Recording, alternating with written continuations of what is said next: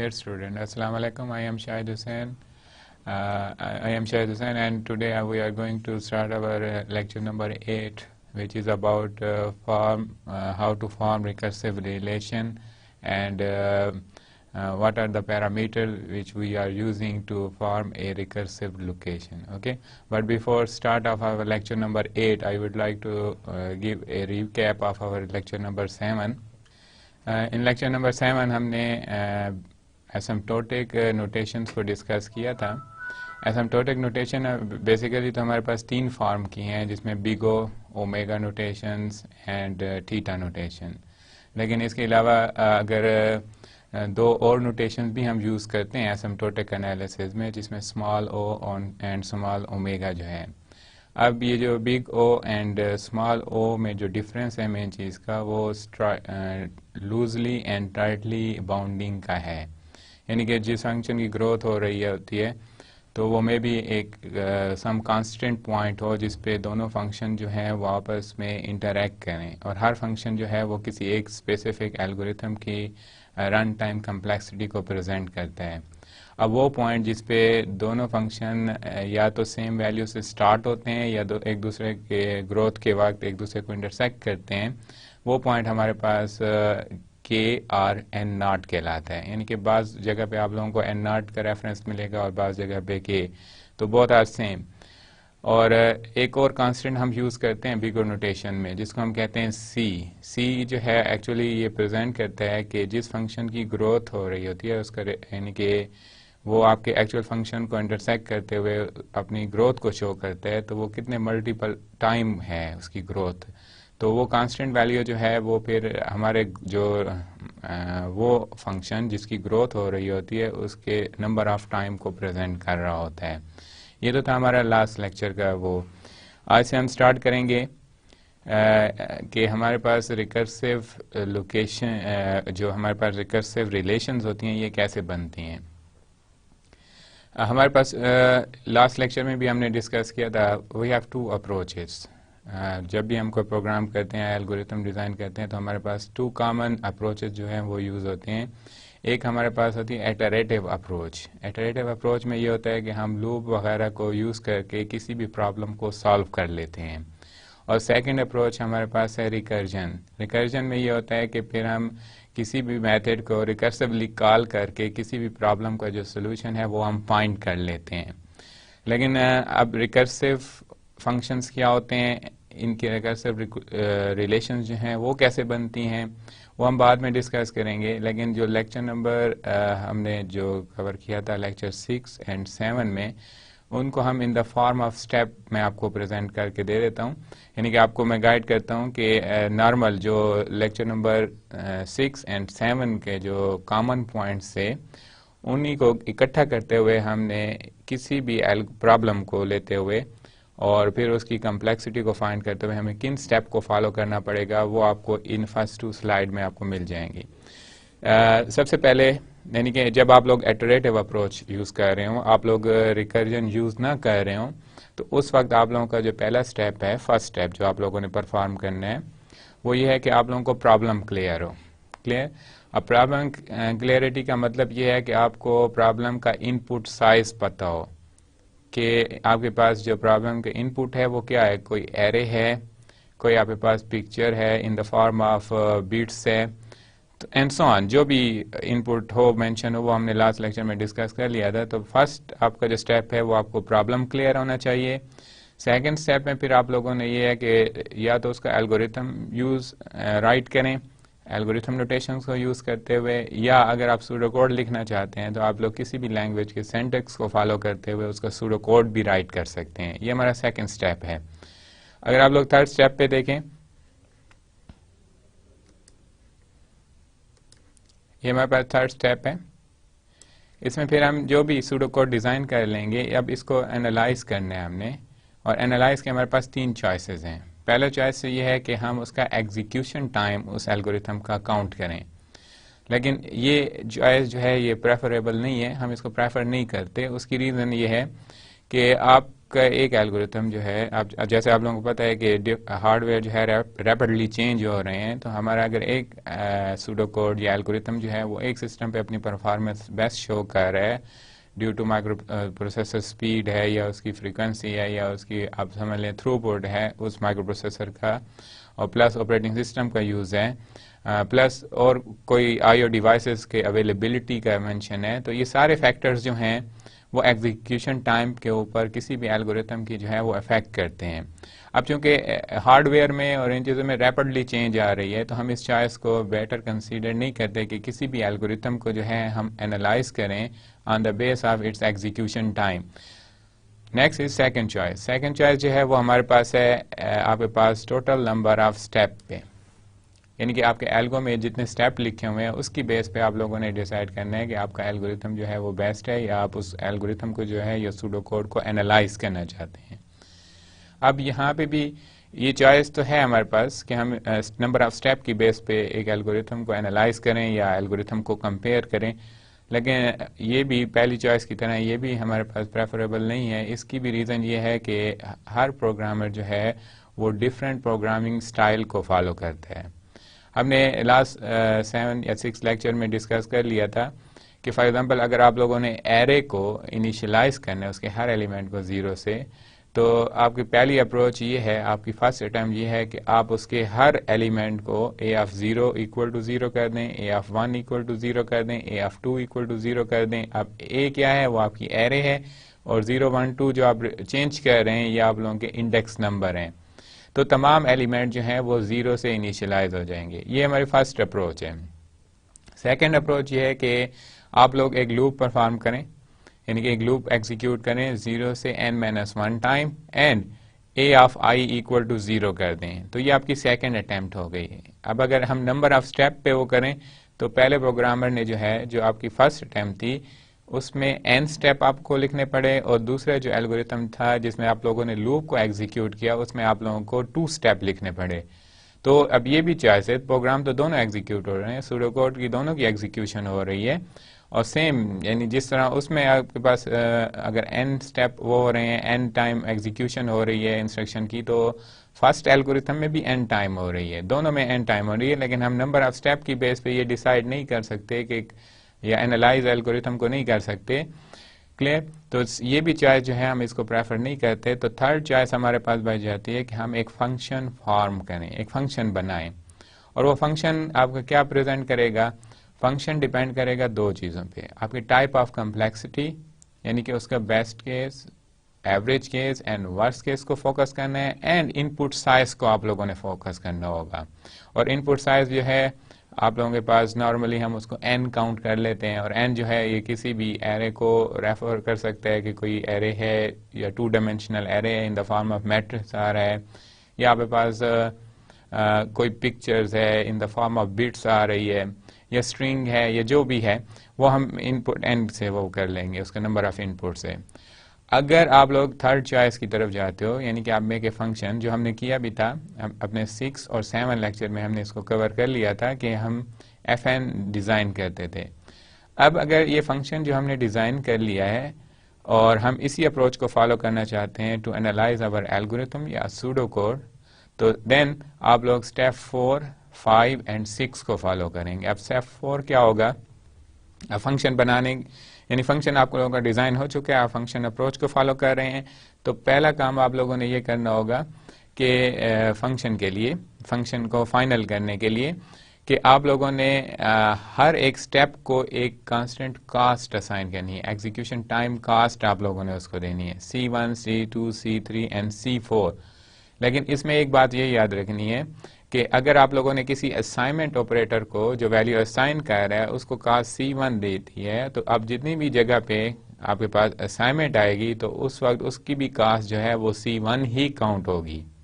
Clear? तो एक यानी कि एक स्टेप जो एक जैसा स्टेप है और आपके पास एक सूडो कोड में मैनी टाइम अपेयर हो रहा है, तो उनकी कास्ट जो है वो सेम होगी, लाइक C1 है तो C1 रहेगी। इसी तरह जब आप लूप परफॉर्म करते हैं और एक लूप की कास्ट आप लोगों ने C2 लिख दी है उस स्टेप की जिसमें लूप परफॉर्म हो रही है, तो अब जहाँ पे भी लूप परफॉर्म होगी उसकी कास्ट जो है आपके पास C2 ही रहेगी। इन पॉइंट को आप लोगों ने माइंड में रखना है। स्टेप 5 में ये है कि आप लोगों ने जनरल एफ एन की जो है वो इक्वेशन बनानी है। आपके हर स्टेप की जो भी कास्ट है इन तमाम कास्ट को आप लोग ऐड कर लेंगे। अब जो कास्ट आप लोगों ने किसी लूप को असाइन की हुई है उसके साथ आप n टाइम उसके साथ मल्टीप्लाइकेशन कर देंगे, क्योंकि वो लूप जो है वो आपके पास n टाइम रिपीट हो रही है। अब जैसे कि आप लोग यहाँ पे व्यू कर सकते हैं C2 इंटू एन। अब यहाँ पे ये शो किया आप यानी कि एक वो कर सकते हैं, कंसीडर कर सकते हैं कि C2 ये उस स्टेप की कास्ट है जहाँ पे कोई लूप परफॉर्म की जा रही होगी, ठीक है, और वो लूप एग्जीक्यूट हो रही होगी n टाइम। और C1 एंड C3 जो है ये आपके कोई भी एक्सप्रेशन हो सकती है, कोई आपके पास अरिथमेटिक एक्सप्रेशन हो सकती है, कोई असाइनमेंट हो सकती है, या किसी वेरिएबल को इनिशियलाइज करने के लिए, यानी कि जैसे आप असाइनमेंट ऑपरेटर यूज कर लेते हैं। तो ये कास्ट कांस्टेंट हो गई और ये आपके किसी एक लूप को प्रेजेंट करती है। और जब आपके पास तमाम स्टेप की कास्ट इकट्ठी हो जाती है then you will go for step 6। अब स्टेप 6 में क्या होगा, आप लोगों ने रेट और ऑर्डर ऑफ ग्रोथ को फाइंड करना है, रेट और ऑर्डर ऑफ ग्रोथ को। और इसमें हम नॉर्मली क्योंकि रेट ऑफ ग्रोथ हम शो कर रहे होते हैं तो बिगर नोटेशंस को हम फॉलो करते हैं। और यहाँ पे आप स्टेप 6 में देख सकते हैं अब जो फंक्शन हमने डिज़ाइन किया है उसके ऑर्डर ऑफ ग्रोथ को हम फाइंड कर रहे हैं। तो यहाँ पे ऑर्डर ऑफ ग्रोथ को जब भी आप अप्लाई करें तो 3 स्टेप आपके माइंड में होने चाहिए। आप लोगों ने कांस्टेंट को रिमूव करना है, आप लोगों ने लो ऑर्डर टर्म को रिमूव करना है, और आप लोगों ने कोएफिशिएंट जो आपके हाई ऑर्डर जिसको आप रिजल्ट बना रहे हो, यानी कि ऑर्डर ऑफ ग्रोथ आपकी वही टर्म है, उसके साथ जो भी कोएफिशिएंट होगा आप लोगों ने उसको रिमूव करना होगा। तो ये 3 पॉइंट आप लोगों ने माइंड में रखने हैं जब भी आप लोग ऑर्डर ऑफ ग्रोथ जो है वो फाइंड करें। अब आते हैं फाइनल स्टेप पे, यानी कि फंक्शन तो हमारा डिजाइन हो गया। अब अगर ये सिंपल फंक्शन है और आप उसका ऑर्डर ऑफ ग्रोथ बता चुके हो इट्स ओके। लेकिन अगर आप लोगों ने एक ही प्रॉब्लम के आप लोगों ने एक से ज्यादा एल्गोरिथम डिजाइन किए हुए हैं और हर एक का फंक्शन आप लोगों ने सेपरेटली राइट किया हुआ है, मसलन एक एफ एन है और एक दूसरा आपके पास जी एन है, तो अब आप लोग ये इन दोनों फंक्शंस को कंपेयर करना चाहते हो ताकि आपको ये पता चल जाए कि किस फंक्शन का रेट ऑफ ग्रोथ जो है वो हाई हो रहा है, जी ऑफ एन का या आपके पास जो है एफ ऑफ एन का। अगर जी ऑफ एन का ग्रोथ लो होगा, लोअर बाउंड की तरफ जाएगा, तो इसका मतलब ये होगा कि एफ ऑफ एन ऑटोमेटिकली जो है वो हाई ऑर्डर में रहेगा। और अगर आपका जी ऑफ एन जो फंक्शन है वो आपके बिगो नोटेशन के मुताबिक अगर वो आपके पास जो है अपर बाउंड की तरफ जाता है, वर्स्ट केस की तरफ, तो इट मींस आपके पास जो है rate of growth g of n का जो है वो हाई रहेगा। तो इनको कंपेयर करने के लिए फिर हम एसिम्प्टोटिक नोटेशन यूज करते हैं जो हमने अपने लेक्चर नंबर 7 में की। लेकिन इसमें 2 बातें फिर याद रखनी है आप लोगों ने कि जब भी आप लोग एसिम्प्टोटिक एनालिसिस अप्लाई करें, एसिम्प्टोटिक एनालिसिस अप्लाई करें तो इसमें कांस्टेंट का रोल है। और वो टू कांस्टेंट्स क्या है, एन नॉट आर के, एंड सेकंड वन जो है वो आपके पास है सी कांस्टेंट।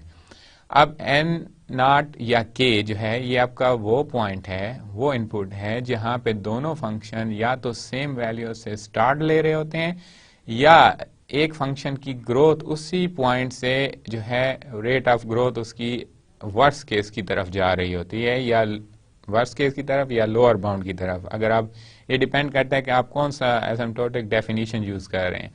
अगर बिगो यूज कर रहे हैं तो उसकी ग्रोथ वर्स्ट केस की तरफ जाएगी, और अगर आप लोग ओमेगा यूज कर रहे हैं तो फिर आपके पास जी एफ एन की जो ग्रोथ है वो आपके लोअर बाउंड की तरफ जाएगी। So it depend on. And second constant जो है वो आपका सी है।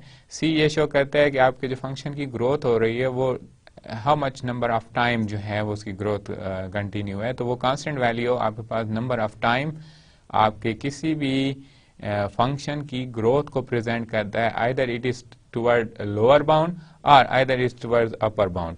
तो ये हमारे पास एक स्टेप में कुछ समरी थी जिसमें हमने ये मेंशन किया कि अगर आपके एल्गो में आपके एल्गोरिथम में और सूडो कोड में कोई रिकर्सिव अप्रोच फॉलो नहीं की जा रही, इटरेटिव अप्रोच है या सिंपल आपके स्टेटमेंट का कॉम्बिनेशन है, ठीक है, तो उस वक्त आप लोगों ने इन्हीं 7 स्टेप को हर वक्त फॉलो करना है। यानी कि आप जो भी आप प्रॉब्लम लें, यानी मैंने आपको 7 लेक्चर में या 6 में जितने भी टास्क दिए हैं जिसमें आप लोगों ने फंक्शन डिजाइन करना था या उसका एनालिसिस करना था या जितने भी हमने एग्जांपल्स फॉलो किए हैं उन तमाम को इन्हीं 6 स्टेप के मुताबिक आप लोगों ने अटेम्प्ट करना है।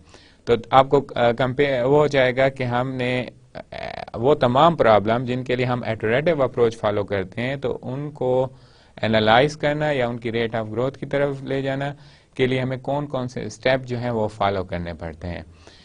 अब हमारे पास जो नेक्स्ट टॉपिक है, नेक्स्ट टॉपिक हमारे पास है recursive algorithm. What is recursive algorithm या रिकर्सिव मेथड या रिकर्सिव फंक्शंस, ये क्या होते हैं? हमारे पास प्रोग्रामिंग लैंग्वेज में भी आप लोग रिकर्जन पढ़ चुके होंगे। हमारे पास टू अप्रोचेस हैं, जैसे लेक्चर के स्टार्ट में मैंने आप लोगों को बताया, इटरेटिव अप्रोच है एंड रिकर्सिव अप्रोच है।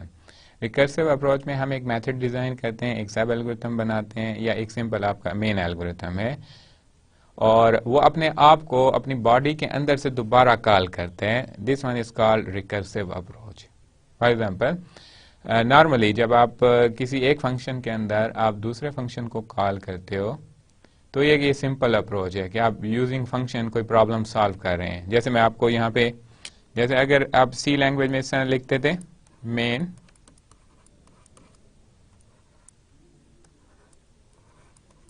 F1 और F1 आपके पास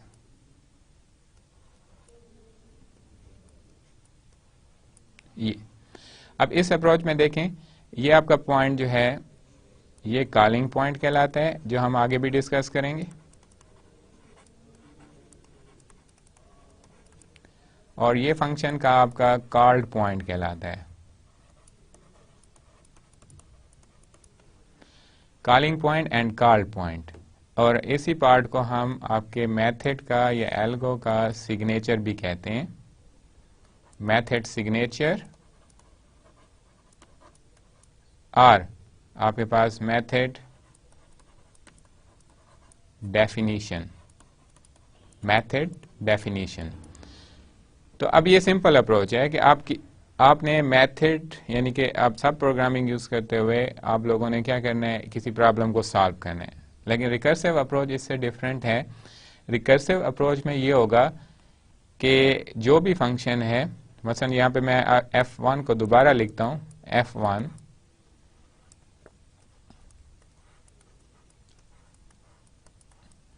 और आप उसी F1 की बॉडी में, उसी F1 फंक्शन की बॉडी में उसी फंक्शन के लिए कॉलिंग पॉइंट को प्लेस कर दें तो ये आपके पास रिकर्सिव फंक्शन कहलाता है। ठीक है।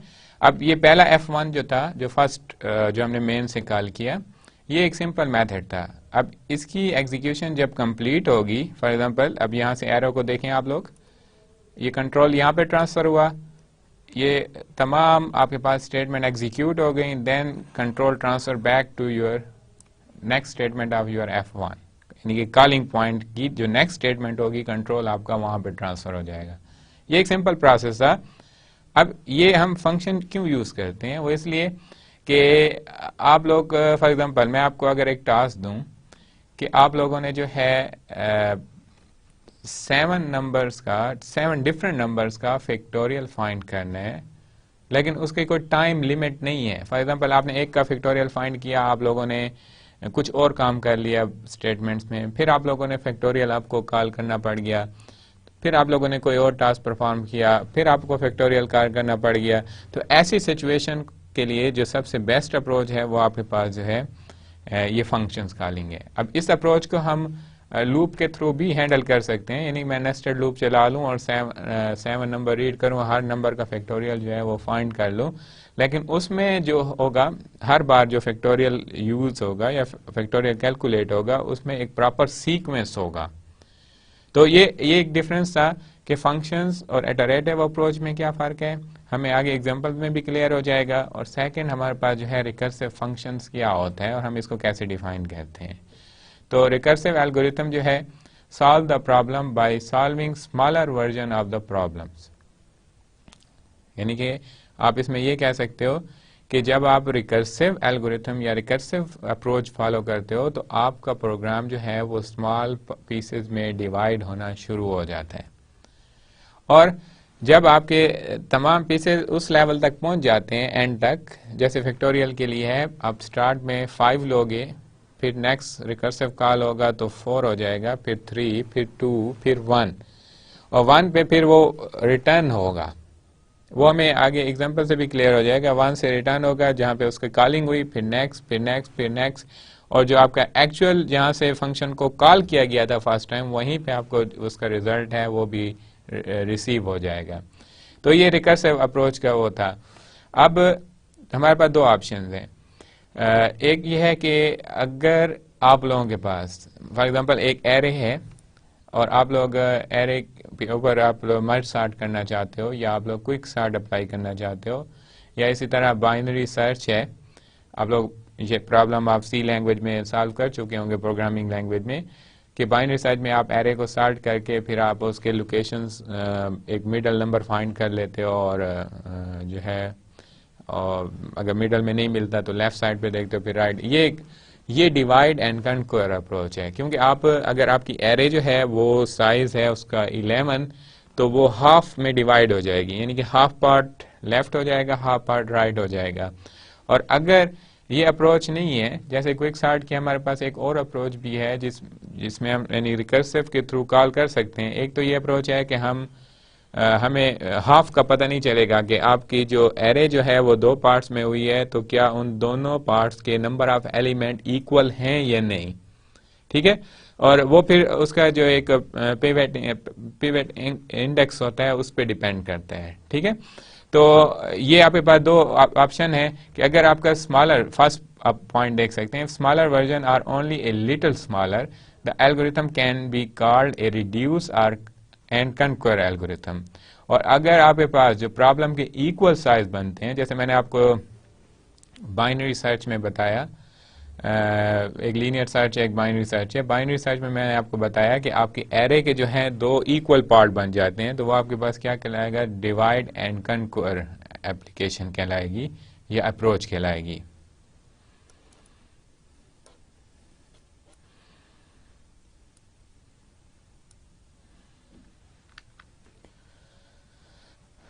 अब ये वही दो अप्रोचेज हैं जो अभी हमने डिस्कस किए, कि हमारे पास एक अप्रोच है इटरेटिव अप्रोच जिसमें हम लूप को यूज़ करते हैं, और दूसरी हमारे पास जो है रिकर्सिव अप्रोच है। और जब हम रिकर्सिव अप्रोच की बात करते हैं तो इसके कंटेंट्स को भी हम अगली स्लाइड में डिस्कस कर लेंगे विद इन नेक्स्ट 2 और 3 स्लाइड्स में ना। अब यहाँ पे आप एग्जांपल देख सकते हैं, इटरेटिव अप्रोच को यूज़ करते हुए एक नंबर की पावर कैलकुलेट की गई है, पावर फाइंड की गई है। फॉर एग्जांपल आपके पास है नंबर था 2⁻³ 3 जो है ये आपके पास p को पॉइंट करेगा और ये आपके पास a को पॉइंट करेगा। क्लियर? अब इसका लॉजिक क्या है, पहले मैं आपको लॉजिक बताऊंगा। अब ये नंबर जो होगा,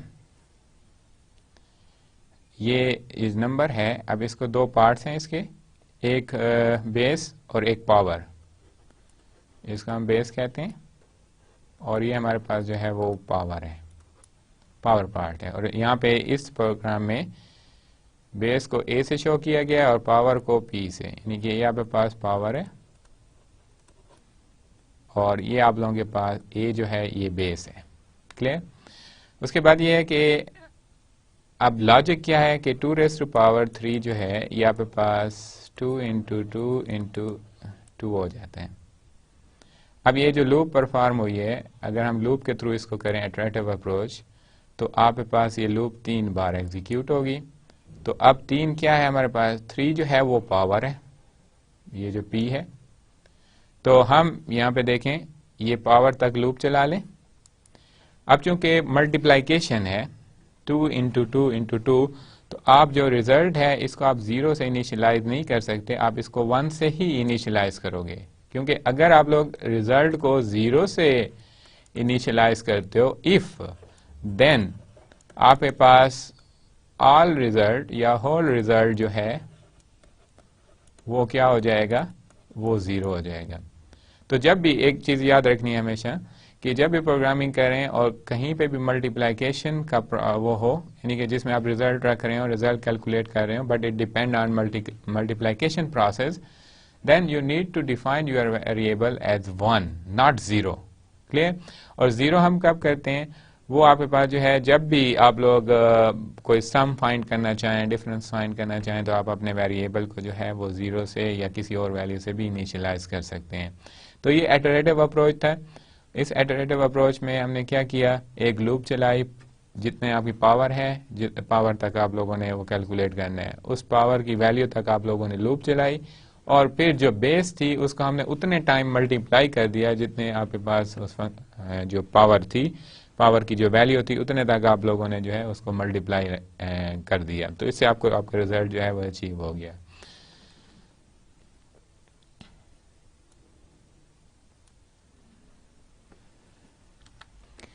अब उसी प्रॉब्लम को हम सॉल्व कर रहे हैं रिकर्सिव अप्रोच से। रिकर्सिव अप्रोच, अब चूंकि ये आपके पास because power is your method function, ये आपके पास एक मेथड है, फंक्शन है, एल्गोरिथम है, सूडो कोड है सब, और ये दो आर्गुमेंट रिसीव कर रहे हैं, ए एंड पी, और सेम सिनेरियो है जैसे हमने पिछली स्लाइड पे इटरेटिव अप्रोच में यूज किया कि ए जो है वो आपके पास बेस है और पी जो है वो आपकी पावर वैल्यू है। क्लियर? उसके बाद अब यहां पे हम चेक लगा रहे हैं कि इफ p इक्वल टू 1, अगर p की वैल्यू 1 है तो ये रिटर्न कर देगा a। फॉर एग्जांपल, अब ये केस कैसे हो सकता है, आप स्टार्ट में a की वैल्यू 2 दे दें और p की वैल्यू 1 दे दें, तो अब आपके पास ये कंडीशन जो है, इफ p इक्वल टू 1, ये कंडीशन जो है ट्रू हो जाएगी। अब जब ये ट्रू होगी तो रिटर्न क्या हो जाएगा, रिजल्ट आपके पास जो है वो हो जाएगा 1, और वो आपको यहाँ पे मिलेगा। ये कॉलिंग पॉइंट को भी आप लोग देख लें, राइट साइड पे लिखा हुआ है, ये कॉलिंग पॉइंट है। अब ये पावर फंक्शन को कॉल किया गया यहाँ से, ये कॉलिंग पॉइंट, जब रिकर्सिव फंक्शन को फर्स्ट टाइम कॉल किया गया, और ये आपके पास जो था ये कॉल्ड पॉइंट है, ये कॉल्ड पॉइंट है। क्लियर? अब कॉलिंग पॉइंट से जो फंक्शन कॉल हुआ और आपने p की वैल्यू भेजी 1, जैसे मैंने यहाँ पे आपको एग्जांपल बता दिया, और a की वैल्यू 2 भेजी, तो ये आपको रिटर्न जो है यहाँ पे करेगा a, और रिटर्न जो है a रिटर्न करेगा 1 नहीं, ये 2 आपको रिटर्न हो जाएगा। क्लियर? और उसके बाद अगर अब इस एग्जांपल को देखें जो हमने यहाँ पे सॉल्व की हुई है, कि हम भेज रहे हैं a की वैल्यू 3 और b की वैल्यू, p की वैल्यू 2, तो अब यहाँ पे ये कंडीशन फॉल्स हो गई। इफ p इक्वल टू 1, ये कंडीशन हो गई फॉल्स। अब जब फॉल्स है तो इसका मतलब ये हुआ कि ये एल्स वाला पार्ट चलेगा, ये जिसको मैंने अभी अंडरलाइन किया है, एल्स वाला पार्ट। अब अगर आप इसको सॉल्व करें तो यहां पे हो जाएगा 2 into power function name, a की वैल्यू स्टिल 2, और पावर जो है a की वैल्यू हमारे पास आ रही है 3 आ रही है, तो हम इसको 3, और जो p की वैल्यू है 2 - 1 हो जाएगी, इट मीन्स 1। अब p की वैल्यू जो है वो 1 हो गई, ये p, और ये आपके पास जो है a। अब यहां पे फिर ये रिकर्सिवली कॉल होगा ये फंक्शन दोबारा, और इसको वैल्यू असाइन हो जाएंगी। ठीक है? तो ये प्रोसेस कंटिन्यू रहेगा आपके पास जब तक आपके पास जो है वो ये condition if p equal to 1 okay नहीं हो जाती।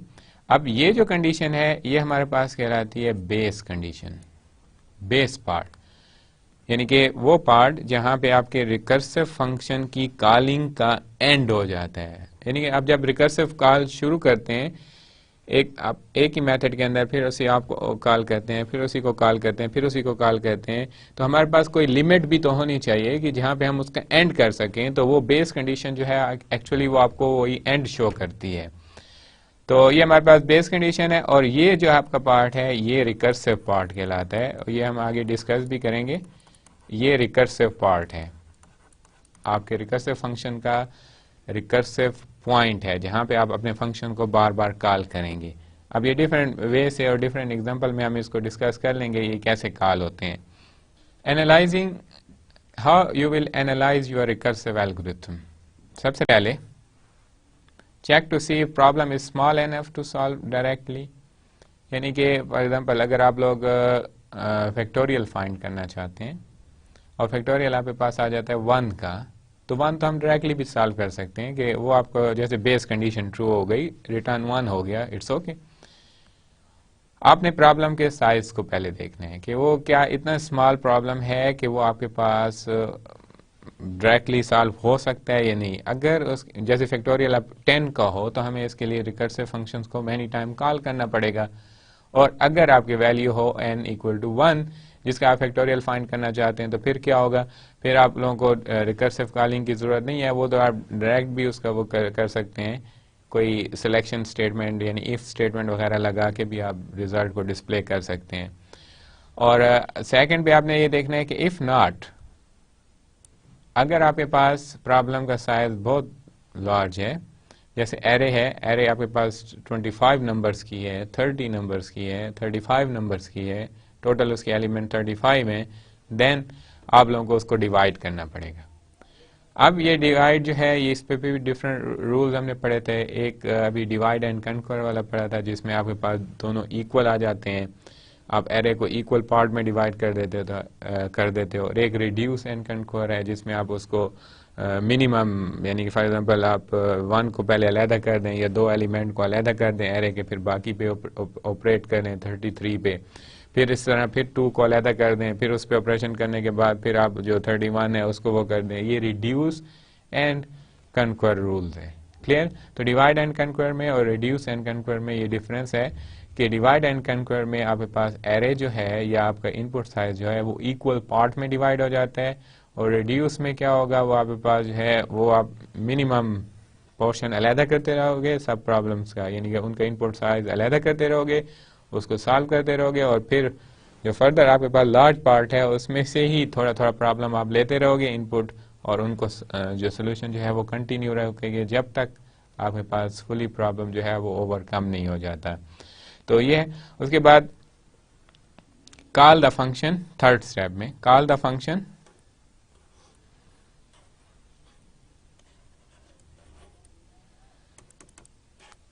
Call the function on the smaller set of data and form the partial solution. और ये मैंने अभी आपको बता दिया कि अगर आप 2 इक्वल एरे पे डिवाइड, जैसे उसमें था बाइनरी सर्च में हम दोनों एक जैसे पार्ट पे डिवाइड कर लेते थे, फिर एक को हम सोल्यूशन कंटिन्यू रखते थे और डिवीजन भी हम कंटिन्यू रखते थे, और फिर कंबाइन द पार्शियल सोल्यूशंस।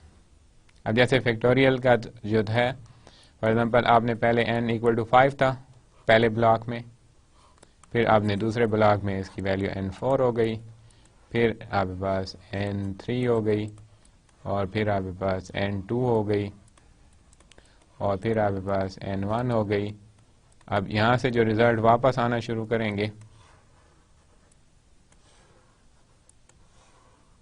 तो आपके पास ये इक्वेशन बन जाएगी 5 इंटू 4 इंटू 3 इंटू 2 इंटू 1।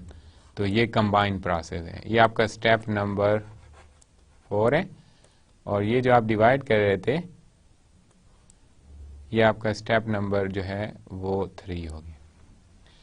तो आपने एक स्टेप में इनको डिवीजन कंटिन्यू रखनी है, वो फिर आप पे डिपेंड करता है कि आप कौन सा रूल अप्लाई करना चाहते हो, कैसे इसको डिवाइड करना चाहते हो, कौन सा यानी कि क्राइटेरिया या आप लोग कौन सा उसके पैरामीटर सेट करके आप उसकी डिवीजन करना चाहते हो। It's depend on the nature of problem and your choice. Clear?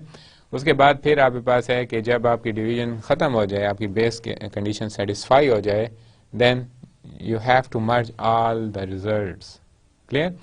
आपको तमाम रिजल्ट्स को मर्ज करना पड़ेगा and then produce your final result. और ये आपके पास रिकर्सिव की जो है वो एग्जीक्यूशन और प्लस वो है प्रोसेस है कि हम उसको कैसे वो करेंगे, उसके थ्रू प्रॉब्लम को कैसे ओवरकम करेंगे।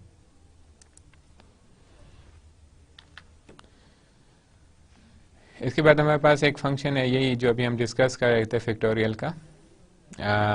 एक एग्जांपल हम इसी की ले रहे हैं आपके जो रिकर्सिव एल्गोरिथम है उसका नाम फैक्टोरियल है और ये एक वैल्यू रिसीव करेगा। अब वैल्यू कहाँ से रिसीव करेगा? Because it is called point, तो इस फंक्शन को एक कॉलिंग पॉइंट की ज़रूरत है, वो हमने यहाँ पे लिख दिया है ये। अब यहाँ से ये कॉलिंग पॉइंट से, और ये आपके पास है कॉल्ड पॉइंट। अब ये वैल्यू ऑफ 4 जो है वो इस n में शिफ्ट हो जाएगी, ट्रांसफ़र हो जाएगी, और उसके बाद इसका प्रोसेस जो है वो कंटिन्यू हो जाएगा। Again this one is your base condition, कि आपके रिकर्सिव एल्गोरिथम बेस कंडीशन क्या है? ये एंड कब होगा? जब n की वैल्यू 1 हो जाएगी। और ये आपके पास जो है जो एल्स वाला पार्ट है ये उस वक्त एग्जीक्यूट होगा जब आपके पास बेस कंडीशन फाइनल नहीं हुई होगी। समझ आ रही इसमें? कि जब तक बेस कंडीशन आपकी फाइनल नहीं हुई होगी उस वक्त तक ये पार्ट जो है एग्जीक्यूट होता रहेगा। अब इस पार्ट के भी दो पार्ट्स हैं। पहला पार्ट, ये लाइन नंबर आप 2 को देखें जिसके मैं एरो वो कर रहा हूं, ये आपका एक्चुअली रिकर्सिव कॉल है। यहां से फंक्शन रिकर्सिवली कॉल होगा, ठीक है। अब इससे जो पहले का पार्ट है, ये जिसको मैंने अभी अंडरलाइन किया है, स्मॉलर इक्वल टू n-1, ये each time before function call होगा।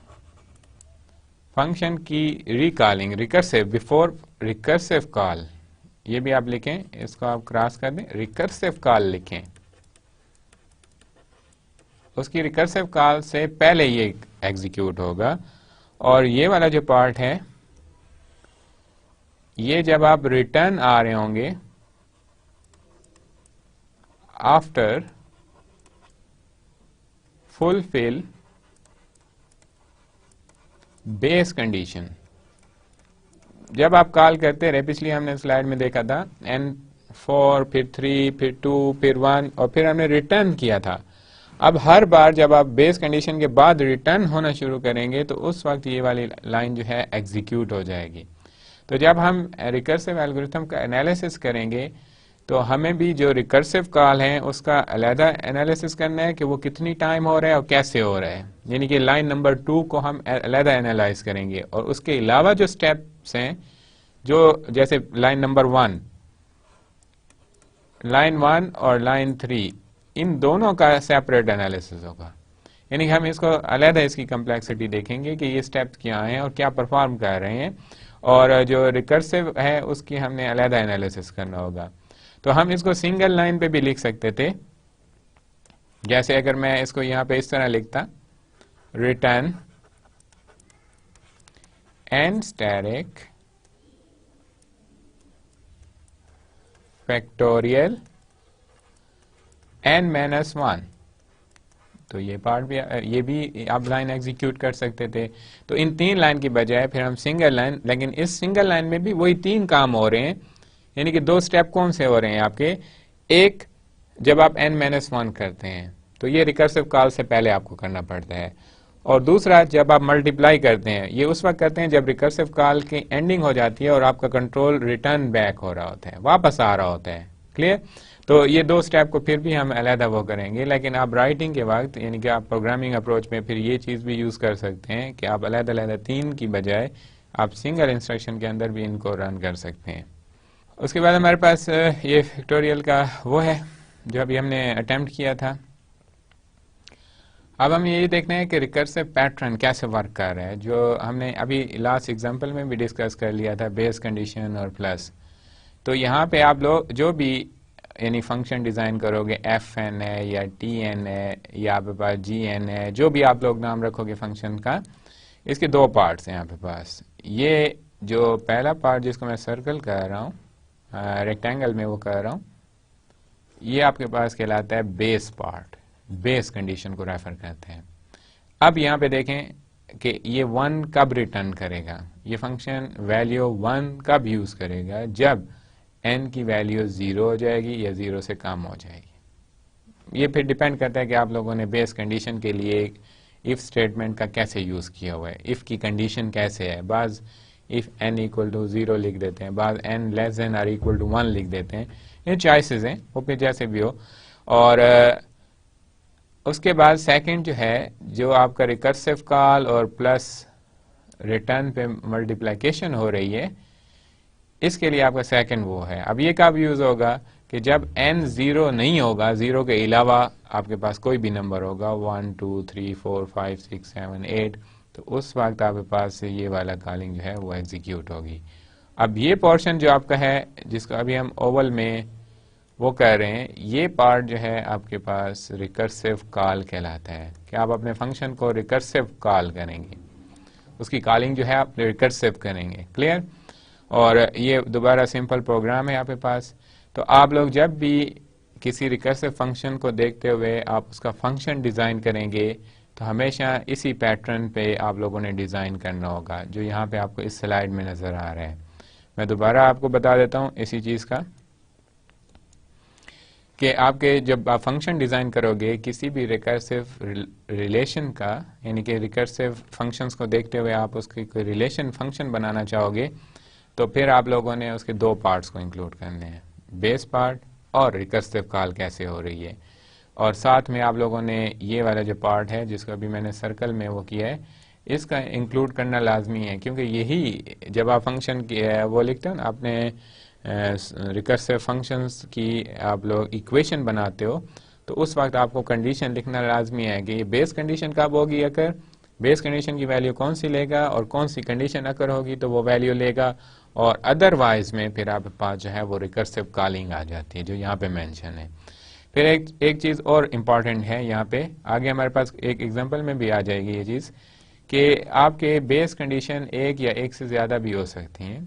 फॉर एग्जांपल आप चॉइसेस रख देते हैं कि 0 हो तो ये रिटर्न हो, 1 हो तो ये रिटर्न हो, अदरवाइज फिर आपके पास रिकर्सिव कॉल हो। यानी अभी तो यहाँ पे आपको सिर्फ ये एक कंडीशन नज़र आ रही है, एक बेस कंडीशन। एक दूसरी भी हम बना सकते हैं। फॉर एग्जांपल अगर कोई ऐसा प्रॉब्लम हो जिसमें हम लिखें कि इफ़ n इक्वल टू 1 है, इफ़ n इक्वल टू 1 है, देन यहाँ पे वैल्यू हम दे दें 2। इसी तरह तीसरी बेस कंडीशन भी बना सकते हैं। अदरवाइज में फिर हमारे पास जो होगा वो रिकर्सिव कॉल होगा। और अब यहाँ पे जो फंक्शन कॉल हो रहा है रिकर्सिव, वो एक दफ़ा हो रहा है। ये दूसरा पॉइंट मैं आपको बता रहा हूँ। पहला पॉइंट क्या था कि आपकी बेस कंडीशन ज़रूरी नहीं है कि एक हो, एक से ज़्यादा भी हो सकती है। जैसे मैंने अभी यहाँ पर आपको एग्जांपल बताई कि इफ़ n इक्वल टू 1 होता है ऐसे इसमें, तो हम रिटर्न कर रहे थे 2। और दूसरी आपकी इंपॉर्टेंट जो वो है पॉइंट, वो ये है कि आप अपने फंक्शन को सिर्फ ज़रूरी नहीं है कि एक बार रिकर्सिव कॉल करें, किसी एक्सप्रेशन के अंदर आप 2 बार भी कॉल कर सकते हैं, 3 बार भी कॉल कर सकते हैं। फॉर एग्जांपल आप लोगों ने लिखा n into F n minus 1 plus f n minus 3 plus f n minus 4। अब इस इक्वेशन में, यानी कि ये जो हमने इक्वेशन बनाई है, इस इक्वेशन में आपका रिकर्सिव फंक्शन जो है वो 3 time but with different value call किया जा रहा है। यानी कि पहली दफ़ा जो कॉल किया जा रहा है वो n में से 1 माइनस होने के बाद, दूसरी दफ़ा n में से 3 माइनस होने के बाद, और थर्ड टाइम जो है n में से 4 माइनस होने के बाद उसको कॉल किया जा रहा है। तो ये हमारे पास जो है दो इंपॉर्टेंट पॉइंट, बेस कंडीशन में नहीं हो सकती हैं, और आपके पास जो फंक्शन के रिकर्सिव कॉल है वो भी इसी तरह एक या एक से ज़्यादा दफ़ा जो है वो इंक्लूड किया जाता है, लेकिन फंक्शन नेम वही रहेगा जो आपका एक्चुअल है।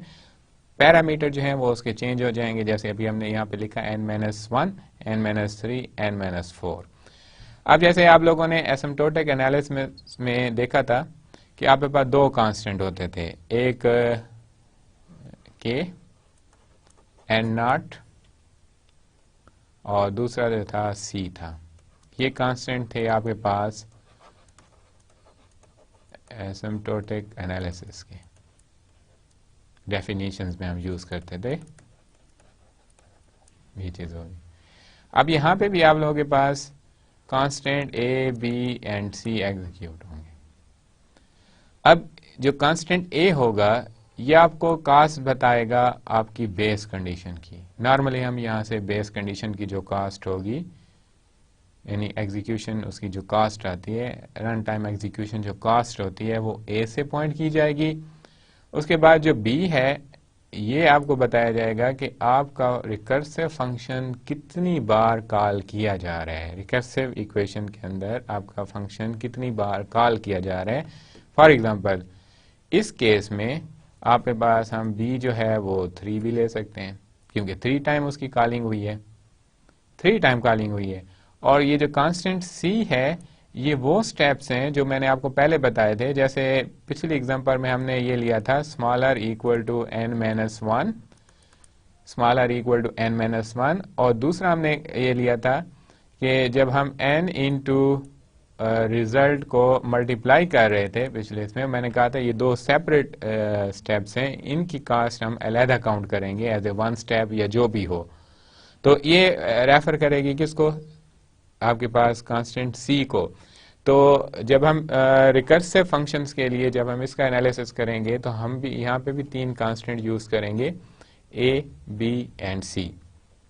a जो है ये रेफर करेगा, अब इनके टाइप आप चेंज भी कर सकते हैं, जब आप इक्वेशन लिखें तो a की जगह b लिख दें तो है तो ये कास्ट को रेफर कर रहे हैं। लेकिन नॉर्मल प्रैक्टिस में a जो है ये आपको शो कर रहा होगा कि आपके बेस कंडीशन की क्या कास्ट आई है, बेस कंडीशन के एग्जीक्यूट होने पे क्या कास्ट आ रही है, और जो b है ये आपको ये शो करेगा कि आपका फंक्शन जो है वो एक इक्वेशन के अंदर कितनी बार रिकर्सिवली कॉल हो रहा है। जैसे मैंने यहाँ पे fn-1, n-3 एंड n-4 के लिए एक इक्वेशन बनाई थी, तो यहाँ पे b की वैल्यू हम 3b काउंट कर सकते हैं। और उसके बाद थर्ड कांस्टेंट है c ये शो करेगा कि रिकर्सिव कॉल के अलावा जो रिकर्सिव कॉल होने से पहले का ऑपरेशन होता है, जैसे हमने एक पिछली एग्जांपल में देखा था, पिछली स्लाइड में smaller equal to n minus 1, और रिकर्सिव फंक्शन के कॉल होने के बाद यानी कि जब उसका रिटर्न हो रहा होता है, तो जैसे कि था n static result, return n static result, तो इनकी भी अलहदा कास्ट काउंट होती है। जो हमारे पास जो कांस्टेंट है c के साथ हम उसको जो है पॉइंट आउट कर सकते हैं।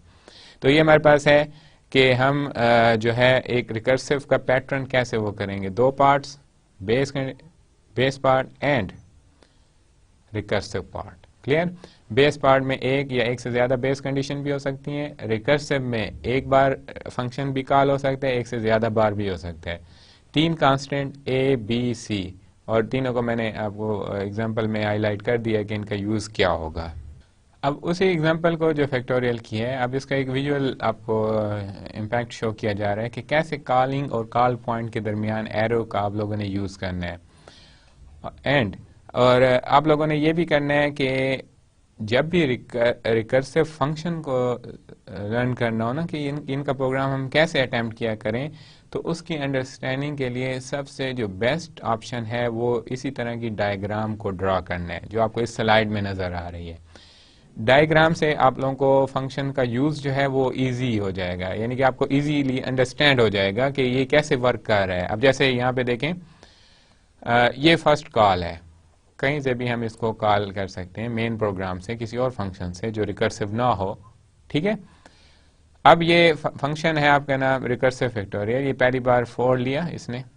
ठीक है, 4 लेने के बाद उसके बाद इसने इसको कंट्रोल को इधर ट्रांसफर कर दिया यहाँ पे, लेकिन एक माइनस कर दिया n-1, तो यहाँ तक जो वैल्यू पहुंची 4 की वो 3 हो गई। यहाँ पे फिर n-1 हो गया, यहाँ पे फिर n-1 हो गया, यहाँ पे फिर n-1 हो गया, और हमारी बेस कंडीशन जो थी वो यहाँ पे थी कि if n equal to 0 return 1। Clear, अब ये इसको 1 रिटर्न कर देगा। और अब देखें इसका वो कॉलिंग रिकर्सिव कॉल के बाद वाली लाइन जो है रिटर्न, जिसमें हमने ये लिखा हुआ था कि रिटर्न आपके पास था n इंटू रिजल्ट, तो अब ये 1 इंटू 1 1, अब ये उसका रिजल्ट बन जाएगा res, ये भी रिजल्ट जा रहा है, ये भी रिजल्ट जा रहा है, और बाकी जो है आपके पास 2 1 और ये 3, ये n थे, ये यहाँ पे n था, ये यहाँ पे n था, और ये स्टार्ट में n था। तो ओवरऑल जहाँ से फंक्शन कॉल किया गया है उसका रिजल्ट 24 जो है वो कॉलिंग पॉइंट की तरफ सेंड कर दिया जाएगा या उसी फंक्शन रिकर्सिव फंक्शन के अंदर डिस्प्ले कर दिया जाएगा।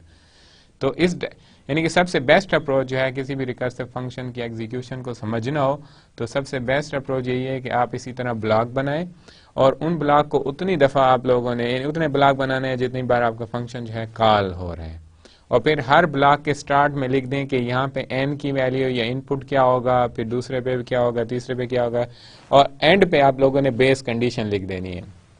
बेस कंडीशन से कंट्रोल वापस आता है और जब वापस आता है तो फिर कौन कौन सा रिजल्ट लेके आएगा वो आपको यहाँ पे जैसे मैंने हर रिजल्ट के ऊपर RES लिख दिया है कि ये आपका रिजल्ट है, ठीक है, और इनपुट कौन सा जा रहा है वो आपको यहाँ पे रिजल्ट का पता चल गया है। यानी कि इसी इक्वेशन के अंदर मैंने हर एक पे लिख दिया है कि ये n जो है ये इनपुट है और RES जो है वो आपका रिजल्ट है जो आपके नेक्स्ट जो रिटर्न बैक हो रहा था उधर से आपको वैल्यू जो है वो रिसीव कर रहा है।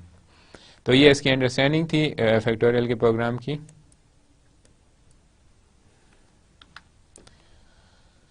अब रिकर्सिव ये चीज़ हम पहले डिस्कस कर चुके हैं कि हमारे पास उसी बेस पे जैसे मैंने आपको कहा था कि बेस कंडीशन जो है आपके पास जो बेस पार्ट है उसके हमारे पास एक भी हो सकता है बेस पार्ट, एक से ज़्यादा भी हो सकते हैं, इट्स डिपेंड, क्लियर।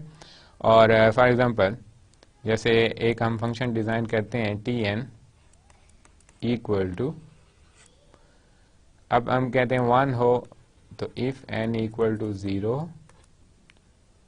5 हो इफ n इक्वल टू 1, और आपके पास फंक्शन कॉल हो जाए f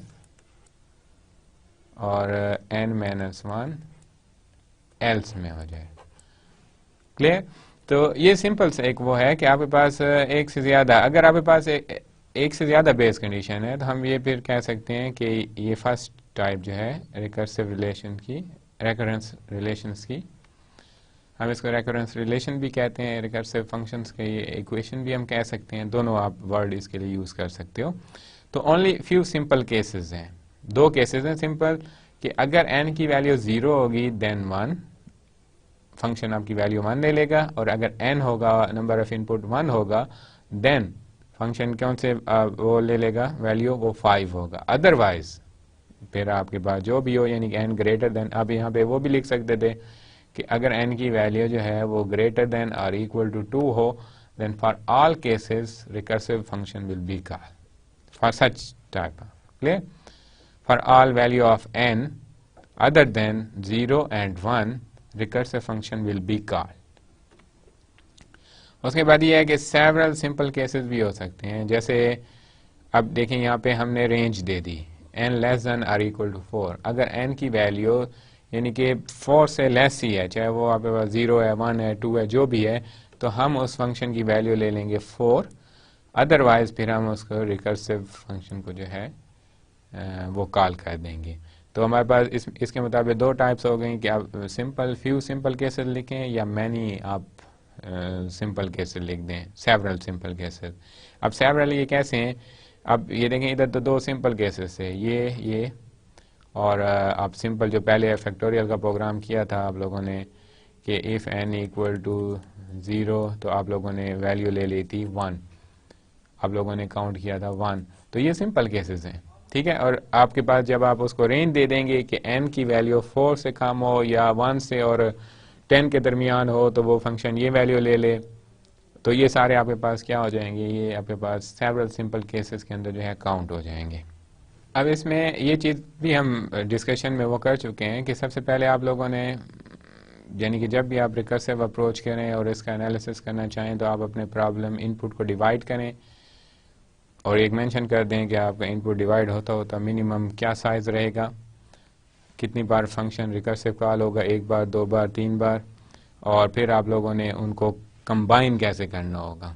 आप ये ऑप्शन यानी कि ये पॉइंट आपके माइंड में होने चाहिए, इनपुट साइज़ कितना है, ठीक है, अगर क्या उसके लिए रिकर्सिव अप्रोच बेटर है या नहीं, ये आप पहले डिसाइड करेंगे। दूसरा, जब आपको ये पता चल गया कि आप अब रिकर्सिव अप्रोच फॉलो कर सकते हैं गिवन डेटा के लिए, तो फिर आप लोगों ने ये देखना है कि उसके कितने हम स्मॉलर पीसेस की तरफ ले जाएं, कैसे उसकी ट्री डिज़ाइन करें, और जब आप लोगों ने ये भी डिसाइड कर लिया कि हम उसके लिए यानी कि डिवाइड एंड कंकर रूल करेंगे, हाफ हाफ करते जाएंगे, तो फिर आप लोग जो है नंबर ऑफ रिकर्सिव कॉल आप कैलकुलेट कर लोगे कि कितनी बार उसको कॉल करना पड़ेगा, 1 टाइम, 2 टाइम, 3 टाइम। वो जब आपका डिफाइन हो जाए तो फिर आपने ये देखना है कि जो रिजल्ट आएगा ट्री में वापस, तो वो कैसे कंबाइन हम करेंगे। तो ये 4 पॉइंट आपके माइंड में होने चाहिए जब भी आप रिकर्सिव एल्गोरिथम का एनालिसिस या उसको राइट करने वो करें, तो यानी कि पैटर्न उसका डिज़ाइन करें, तो ये 4 पॉइंट आपके माइंड में होने चाहिए। ये आपके कंटेंट्स में आ जाता है कि रिकर्सिव फंक्शन का कंटेंट क्या है। बेस केस होती हैं, यानी बेस कंडीशंस होती हैं, और रिकर्सिव कॉल्स होती हैं। और ये चीज़ हम पहले से डिस्कस कर चुके हैं कि क्या बेस केस क्या होता है और हमारे पास रिकर्सिव कॉल क्या होता है। अब व्हाट इज रेकरेंस रिलेशन या रिकर्सिव इक्वेशन क्या होती है। रिकर्सिव फंक्शन से हम जो फंक्शन राइट करते हैं वो कैसे करेंगे। अब ये वही ए है जो मैंने पहले भी आप लोगों को बताया था। ये हमने उसके वो कर दिया है, वैल्यू ए ले ली, ठीक है। और ये क्या शो करेगा आपके पास, कास्ट ऑफ बेस केस, ठीक है। और ये बी और सी को भी यूज़ किया गया है। अब ये सी वो कास्ट है जो रिकर्सिव कॉल से पहले या जब रिटर्न हो रहा होता है तो उसकी वैल्यू को यूज़ करती हैं वो तमाम स्टेप्स, ठीक है। और बी जो है वो आपके जो है कि कॉलिंग कितनी बार हो रही है रिकर्सिव फंक्शंस की, प्लस उसकी मर्जिंग कितने टाइम हो रही है। यानी कि जब आप डिवाइड करते जाओगे, आपने 2 फंक्शन लगाए हैं, 2 बार रिकर्सिव कॉल किया है, तो आपकी ट्री में 2 वो पैटर्न आ गए। फिर उसके बाद आपने इनको मर्ज करना है, तो ये सारा आपके पास जो कास्ट वेरिएबल यानी कांस्टेंट जो है, कांस्टेंट बी जो है वो इसकी वैल्यू को प्रेजेंट करेगा, जो यहाँ पे इक्वेशन में भी राइट है, ठीक है। Same continue. और ये यहाँ पे भी ए और बी और सी जो मैं अभी आप लोगों को बता चुका था कि ए एंड बी एंड सी जो है वो कांस्टेंट हैं। इनकी इंपॉर्टेंस बहुत ज़्यादा है। जब भी आप रिकर्सिव रेकरेंस रिलेशन बनाएं या रिकर्सिव इक्वेशन बनाएं, तो आप इन तीनों को आप इग्नोर नहीं कर सकते, क्योंकि अब बेस कंडीशन की भी अपनी कास्ट है, वो भी मस्ट है। रिकर्सिव फंक्शन के कॉल होने के स्टेप और आफ्टर कॉलिंग के जो स्टेप्स हैं उनको भी आप इग्नोर नहीं कर सकते। और आपका रिकर्सिव फंक्शन कितनी बार कॉल हो रहा है उसको भी आप इग्नोर नहीं कर सकते, या कितनी टाइम मर्ज हो रहा है, तो वो रिप्रेजेंट किया जाएगा वेरिएबल यानी कांस्टेंट जो है बी के साथ। अब इस स्लाइड में एक और चीज़ आपको कि रेकरेंस रिलेशंस के लिए जब भी आप इनको सॉल्व करने के लिए करें तो आपके माइंड में बिगो नोटेशंस का होना चाहिए, क्योंकि हमने इसका वर्स्ट केस एनालिसिस करना होता है। तो वर्स्ट केस के लिए सबसे जो बेस्ट चॉइस है वो आपके पास बिगो एसिम्प्टोटिक डेफिनेशंस हैं। अब ये कुछ हमारे पास एग्जांपल्स हैं, यानी कि हम रिकर्सिव फंक्शन कैसे राइट कर सकते हैं और क्या अप्रोचेस हैं जो हम यहाँ पे यूज़ करेंगे। फर्स्ट एग्जांपल में देखें तो अब यहाँ पे इसकी एग्जीक्यूशन नहीं है, लेकिन इसकी बेस कंडीशन भी यहाँ पे मेंशन नहीं है, सिर्फ आपको नज़र आएगा कि रिकर्सिव कॉल हो रहा है। अब कैसे, अगर आप लोग कॉलिंग पॉइंट हम इसका देखते हैं, F5 सेंड करते हो और ये आपके पास है, चूंकि ये वाइड है तो हम इसको सिर्फ कॉल करते हैं, हम वैल्यू इससे रिटर्न नहीं करवाते। क्लियर। अब 5 जो है ये हो जाएगा ट्रांसफर इस n को, और ये पॉइंट हमारा कौन सा होता है, कॉलिंग पॉइंट। ये आपके मेन फंक्शन का भी हो सकता है और किसी और फंक्शन का भी हो सकता है। क्लियर। उसके बाद if n greater than 0 cout n, तो आपके पास अब जो अगर मैं ब्लॉक बनाऊं तो पहले ब्लॉक में n की वैल्यू आ रही है 5, दूसरे ब्लॉक में n की वैल्यू आ रही है 4, तीसरे ब्लॉक में n की वैल्यू आ रही है 3, नेक्स्ट ब्लॉक में n की वैल्यू आ रही है 2, और आखिरी ब्लॉक में n की वैल्यू आ रही है 1, और उससे जो लास्ट है वो आपके पास आ रहा है 0। ठीक है। अब इन सारे केसेस के लिए जो भी केसेस आए हैं, इन सब के लिए n greater than or equal to 0 जो है, n ग्रेटर देन 0 ये कंडीशन ट्रू है, फॉल्स नहीं है।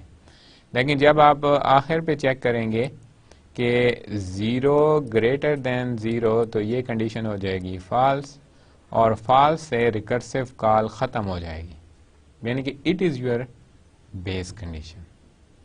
बेस कंडीशन को सेपरेटली आप इफ एल्स से नहीं वो डिफ्रेंशिएट कर सकते कि ये आपको लिखा हुआ होना, जैसे फैक्टोरियल में आप लोगों ने लिखा था कि इफ n इक्वल टू 0 हो तो रिटर्न कर दे 1, एल्स आप लोगों ने लिखा था कि रिटर्न कर दे n इंटू एफ n -1।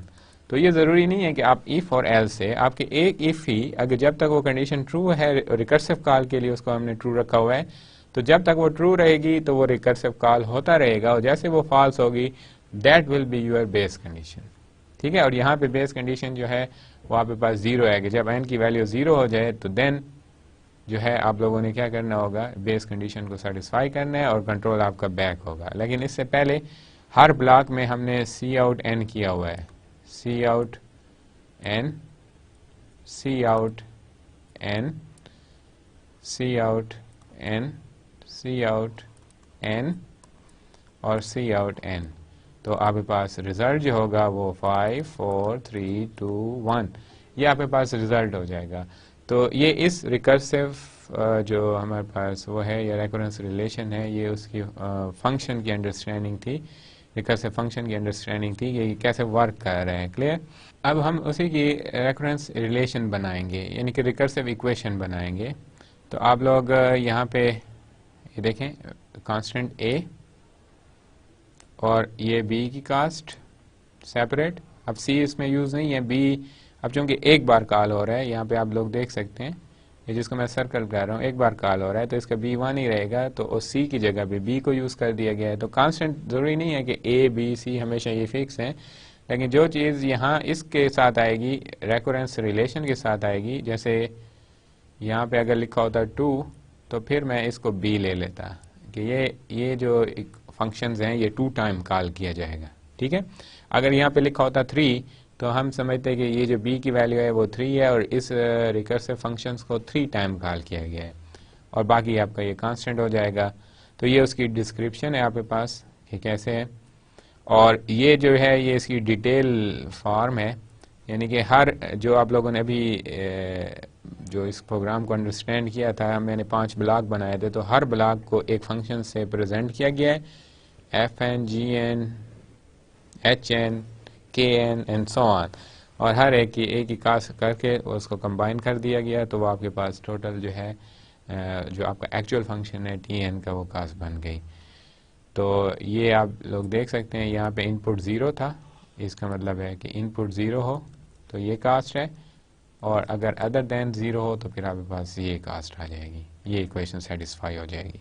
अब हमारे पास है सेकंड एग्जांपल। सेकंड एग्जांपल में फंक्शन का नाम g, ठीक है, बेस कंडीशन आपके पास ये n इक्वल टू 1 तो ये रिटर्न करेगा 2, और ये आपके पास इक्वेशन है, रिकर्सिव इक्वेशन है। अब इसमें 3 and 5 आर कांस्टेंट, और इनके आप देख लें g(n/2 और g(n/2) तो दोनों सेम है, तो हम इसको 2gn/2 कर देते हैं, और यही 2 आपके पास वैल्यू किसको पॉइंट करेगा, b को। ठीक हो गया, और बाकी 3 मल्टीप्लिकेशन की जो वो आ रही है, और ये यहाँ पे प्लस होने की आ रही है, इसको हम कांस्टेंट c से भी पॉइंट कर सकते हैं, और यहाँ पे जो इसकी एग्जीक्यूशन की कास्ट होगी हम उसको a से भी पॉइंट कर सकते हैं। अब इसकी इक्वेशन कैसे बनेगी ये आप देख लें, b इन्होंने c वो कर दिया, यानी कि इसका हम c की बजाय b लिया है, और यहाँ पे ये आपके पास हो गई b की वैल्यू जो कांस्टेंट है, ये नंबर ऑफ टाइम शो कर रहा है कि कितने टाइम आपका फंक्शन रिकर्सिवली कॉल हो रहा है, 2 टाइम 3 टाइम तो इसकी का, और बाकी जो है ये आपके पास, अब देखें हम नॉर्मल इधर a लेते थे, अब यहाँ पे जो कास्ट ली गई है वो c ली गई है। तो इट्स योर चॉइस कि आप कौन सा लेटर यूज़ करना चाहते हो, लेकिन आपको एक्चुअल उसका फंक्शनैलिटी का पता होना चाहिए कि a b and c what it means. a base condition की कास्ट भी होती है, रिकर्सिव कॉलिंग की कास्ट भी होती है, 2 टाइम 3 टाइम कास्ट बढ़ेगी, और प्लस हर रिकर्सिव फंक्शन के कॉल से पहले के और आखिर के जो स्टेप्स होते हैं जब वापस रिटर्न हो रहा होता है तो उसकी कास्ट आपके पास अलग होती है। ये मैं पिछली स्लाइड में भी आप लोगों को डिस्क्राइब किया था, अब नेक्स्ट हमारे पास एक फंक्शन है फाइबोनेक्सी सीरीज़ का। फाइबोनेक्सी सीरीज़ का आइडिया थोड़ा होना चाहिए क्योंकि आगे भी हमारे पास कुछ लेक्चर में ये शो होगी। For example this one is Fibonacci series.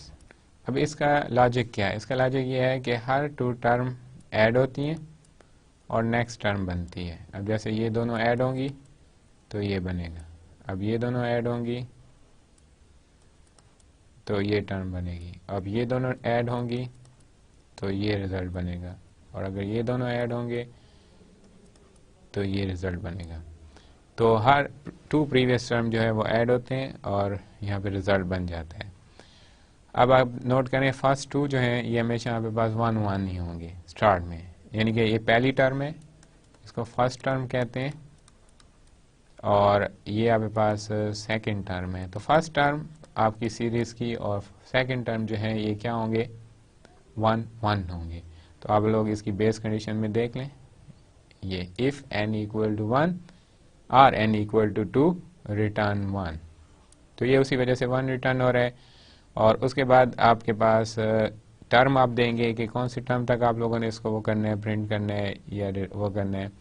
तो आप लोगों के पास दो पार्ट्स हैं, एक उसकी प्रीवियस टर्म है और एक प्रीवियस मोस्ट है। फॉर एग्जांपल आप इसको कैलकुलेट करना चाहते हैं कि n आपके पास है 4, यानी ये आपके पास जो है थर्ड टर्म थी, इधर n की वैल्यू 3 थी, ये आपके पास फोर्थ टर्म है, इधर n की वैल्यू आपके पास है 4, और अब आप 4 मालूम करना चाहते हैं तो उसके लिए फार्मूला आपके पास क्या होगा? 5o n माइनस 1 और n है 4, 4 minus 1 plus 5o n minus 2 equal to 4 minus 2, तो ये हो जाएगा फाइबोनेक्सी 3 प्लस 5o 2। तो अब आप लोग देख लें कि फोर्थ टर्म बनाने के लिए हमें थर्ड और सेकंड टर्म को जो है वो ऐड करना पड़ेगा, और ये दरमियान में ऐड भी हो रहा है। तो ये एक रिकर्सिव वो है आपके पास अप्रोच कि आप फाइबोनेक्सी सीरीज़ को थ्रू रिकर्सिव अप्रोच जो है वो आप कैसे प्रिंट कर सकते हैं। अब जब हम इसका इक्वेशन बनाएंगे, रिकर्सिव पैटर्न बनाएंगे, तो वो कैसे होगा देख लें आप लोग। अब यहाँ पे ये बेस कंडीशन की आपके पास कास्ट है, रन टाइम कास्ट है बेस कंडीशन के लिए। अब ये उसकी एक्चुअल वो है कि बेस पार्ट कब एग्जीक्यूट होगा? जब n1 और n2 होगा, ठीक है। और अदरवाइज अगर इफ़ n ग्रेटर देन 2 है या ग्रेटर देन और इक्वल टू 3 है, देन आपको फंक्शन को 2 बार कॉल करना पड़ेगा। 2 बार आप उसकी रिकर्सिव कॉलिंग कर रहे हैं, एक बार 1 रिड्यूस करके और दूसरी बार आपके पास जो है 2 को रिड्यूस करके, और प्लस आपकी जो कांस्टेंट कास्ट है अदर स्टेप्स की वो आप वो b से प्रेजेंट कर रहे हैं, ठीक।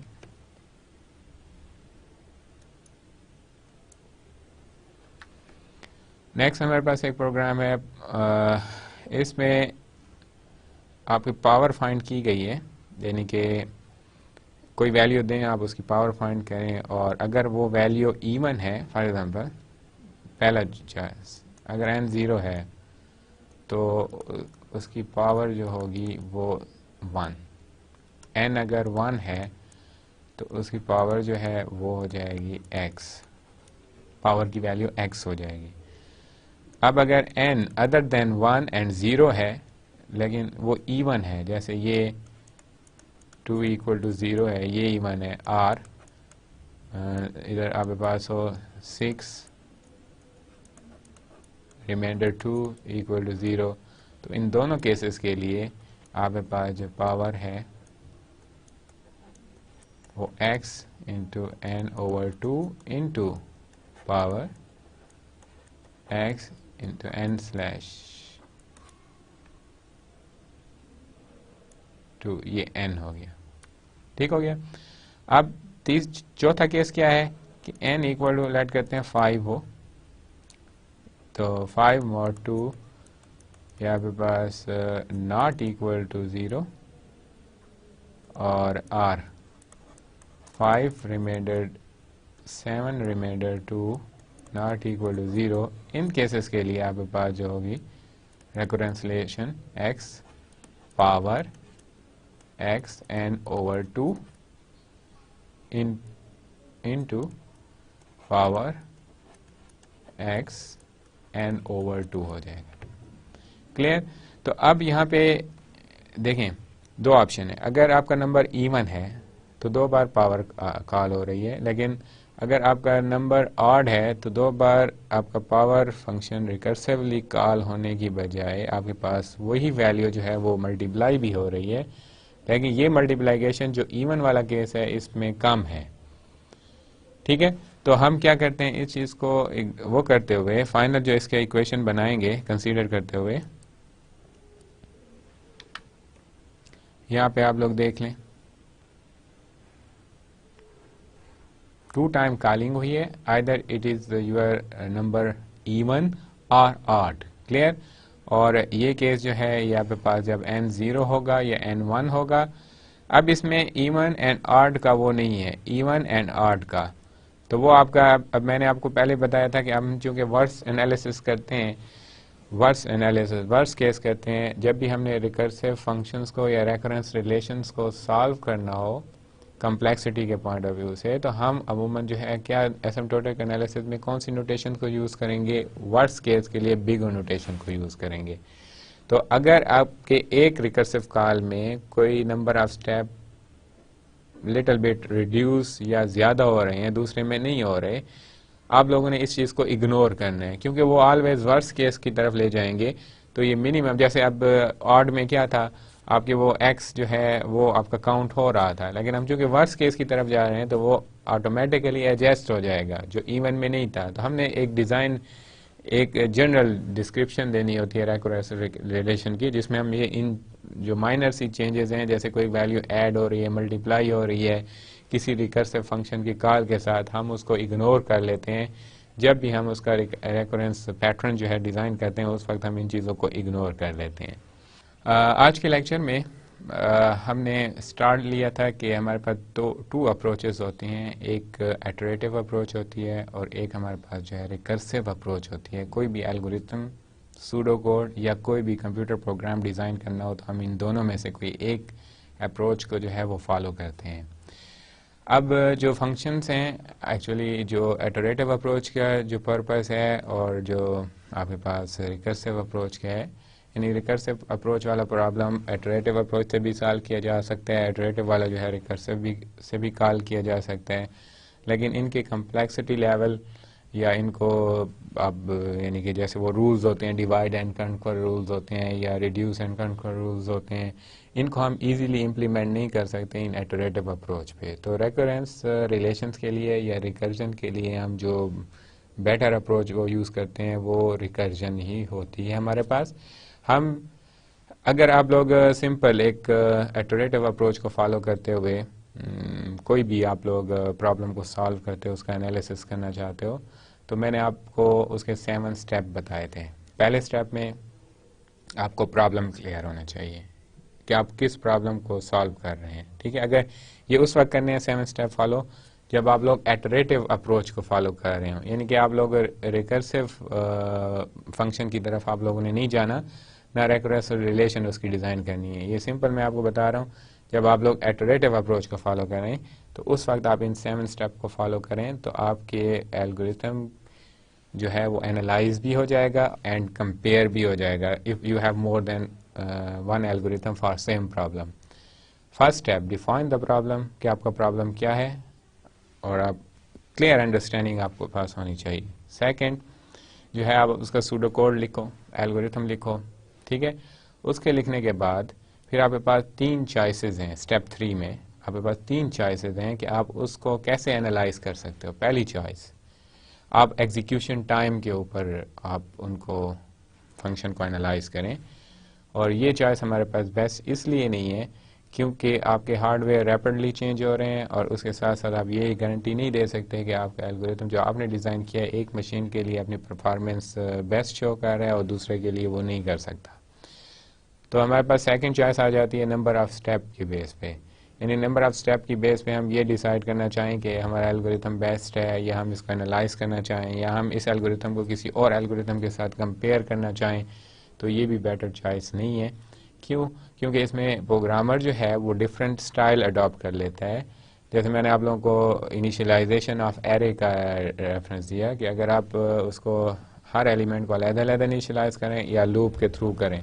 अगर आप लूप के थ्रू करते हो तो 2 स्टेप आपको परफॉर्म करने पड़ते हैं, और अगर आप लोग अलग करते हो इनिशियलाइज तो आपको n स्टेप परफॉर्म करने पड़ते हैं। तो अब बेटर अप्रोच तो हमारे पास लूप वाली थी, तो हम उधर नंबर ऑफ स्टेप ज़्यादा हो रहे हैं, उधर नंबर ऑफ स्टेप कम हो रहे हैं। तो अब चूंकि प्रोग्रामर स्टाइल चेंज होते हैं, हर प्रोग्रामर अपने अप्रोचेस को फॉलो कर लेता है, तो फिर हम इस चीज़ को भी फोकस नहीं कर सकते कि जिस एल्गो में नंबर ऑफ स्टेप कम होंगे या जिस सूडो कोड में नंबर ऑफ स्टेप्स जो है वो कम होंगे तो वो उसका एनालिसिस आसानी से हो जाएगा या उसकी परफॉर्मेंस हाई होगी। तो ये हम मेंशन नहीं कर सकते इसके। तो सेकंड चॉइस भी हम वो कर लेते हैं, हमारे पास प्रेफरेबल नहीं है। फिर थर्ड चॉइस ये हो जाती है कि हम एक फंक्शन डिज़ाइन करते हैं विद रिस्पेक्ट टू 2 थिंग्स। अब वो फंक्शन में पहले तो आपको पता होना चाहिए कि आपके कौन सी टाइप ऑफ कम्प्लेक्सिटी फाइंड करना चाहते हो, best case, worst case and average case. जब एक पॉइंट ये क्लियर हो जाए फिर आप अपने फंक्शंस का, अपने एल्गो का वो देखें, इनपुट साइज देखें। इनपुट साइज को देखते हुए हम फंक्शन बना लेते हैं। ये फंक्शन कोई भी आप नेम डिफाइन करना चाहें, F of N, G of N, K of N, H of N, T of N, N depend या N refer to your input size, वो इनपुट साइज को रेफर करेगा। क्लियर? उसके बाद फिर हम जब ये फंक्शन डिफाइन हो जाता है और हम चाहते हैं कि नहीं इसी तीसरी अप्रोच को हम फॉलो करें जो फंक्शन वाली है, तो फिर हमें फर्दर 3 स्टेप को फॉलो करना होता है। स्टेप 4 में हम आ जाते हैं, यानी कि अब स्टेप 3 से हमने ये डिसाइड कर लिया कि हमने फंक्शन डिज़ाइन करने हैं। ठीक है, अब फंक्शन जब वो डिज़ाइन करना हो तो सबसे पहला काम आप लोगों को स्टेप 4 में करना पड़ेगा कि आप लोगों ने हर स्टेप को एक कास्ट देनी है। लेकिन कास्ट देते वक्त भी आप लोगों ने ये देखना है कि कोई एक स्टेटमेंट जिसको मसलन आपने एक असाइनमेंट की हुई है, असाइनमेंट ऑपरेटर यूज़ किया हुआ है, एक वेरिएबल को वैल्यू दे रहे हो और उसकी कास्ट C1 रखी है, तो आप through out the pseudo code या थ्रू आउट द एल्गोरिथम या प्रोग्राम आपका जो भी असाइनमेंट आएगी उसकी कास्ट C1 ही रहेगी, वो कोई और कास्ट नहीं हो सकती। अच्छा, इसके बाद जो था जब कास्ट आप वो कर लें तो लूप के लिए भी एक कास्ट होगी, मैंने कोई भी कास्ट C3 C5 आ जाती है, और इसी तरह मेथड कॉलिंग के लिए भी कास्ट हो जाएगी। अब जब ये हो जाए तो उसके बाद आप एक जनरल इक्वेशन बना लें, उसमें तमाम कास्ट को ऐड कर लें। अगर कोई लूप की कास्ट है तो उसको लूप टाइम मल्टीप्लाई कर दें, n टाइम चल रही है तो आप n से मल्टीप्लाई कर दें, वो भी हमने यहाँ पे शो किया था स्लाइड्स में। और उसके बाद जब ये स्टेप कंप्लीट हो जाता है तो फिर हम इसका रेट ऑफ वो करते हैं ग्रोथ या आर्डर ऑफ ग्रोथ फाइंड करते हैं। तो उसके लिए सबसे बेस्ट चॉइस जो होती है वो बिगो नोटेशंस की है। हम बिगो अप्लाई करके अपने जो फंक्शंस की जो है वो रेट ऑफ ग्रोथ फाइंड कर लेते हैं कि कौन सी टर्म आपके फंक्शंस की है जो आपके वो जो है रेट ऑफ ग्रोथ को इंक्रीज कर रही है। तो इसके 3 रूल्स हैं। जब भी आप रेट ऑफ ग्रोथ फाइंड करेंगे तो इन 3 रूल्स को फॉलो करें। रिमूव कांस्टेंट, कोई भी कांस्टेंट है उसको इग्नोर करें, लो ऑर्डर टर्म को इग्नोर करें, और जो आपने रिट्रीव कर ली है हाई ऑर्डर टर्म उसके जो कोएफिशिएंट है उसको भी आप लोगों ने रिमूव करना होगा। ये तो था कि आपके पास एक प्रॉब्लम, एक सूडो कोड, उसका एक function, and then you analyse या find the rate of growth. But if you have more than 2 functions F of N, G of N, और आप लोग ये फाइंड करना चाहते हो कि इनमें से ग्रोथ किसकी ज़्यादा हो रही है, यानी कि रेट ऑफ ग्रोथ इनका कंपेयर करना चाहते हो, अपर बाउंड की तरफ कौन सा जा रहा है, लोअर बाउंड की तरफ कौन सा जा रहा है, तो then you will use asymptotic notations. Asymptotic notation जो होते हैं जब आपके पास मोर देन 2 फंक्शंस हों तो उनको कंपेयर करना कि किसकी ग्रोथ अपर बाउंड की तरफ जा रही है, किसकी लोअर बाउंड की तरफ जा रही है। अगर हम एक फंक्शन को टारगेट करके ये देखना चाहें कि रेट ऑफ ग्रोथ हाई है या नहीं तो हम बिगो नोटेशन यूज़ करते हैं, और अगर हम लोअर बाउंड की तरफ उसको चेक करना चाहें तो फिर हम ओमेगा नोटेशन यूज़ करते हैं, और अगर हम एवरेज केसेस को वो एनालाइज करना चाहें then we will use theta notation. This was the end of our lecture, and इंशाल्लाह in next lecture we will discuss the arithmetic, geometric series and its sum, and also mathematical induction rules या principle। क्यों हमें ये पढ़ने हैं topic arithmetic? क्योंकि आगे जब हम रिकर्सिव इक्वेशंस को सॉल्व करेंगे, डिफरेंट एल्गोरिथम हमारे सामने आएंगे जिसमें हमने रेकरेंस रिलेशन बना के उनको सॉल्व करना है या सिंपल हमने उसकी एसिम्प्टोटिक एनालिसिस करनी है। तो हमारे पास काफ़ी आपको डिफरेंट सीरीज़ आपको मिलेंगी। उन सीरीज़ में हमने ये आइडेंटिफाई करना होता है ये कौन सी सीरीज़ है, अरिथमेटिक है, हार्मोनिक सीरीज़ है, ज्योमेट्रिक है, या इस पे हम मैथमेटिकल इंडक्शन रूल्स अप्लाई कर सकते हैं। तो ये सारे सिनेरियो हमें पहले से क्लियर होने चाहिए। तो इंशाल्लाह see you in next lecture. Thank you very much. अल्लाह हाफिज़।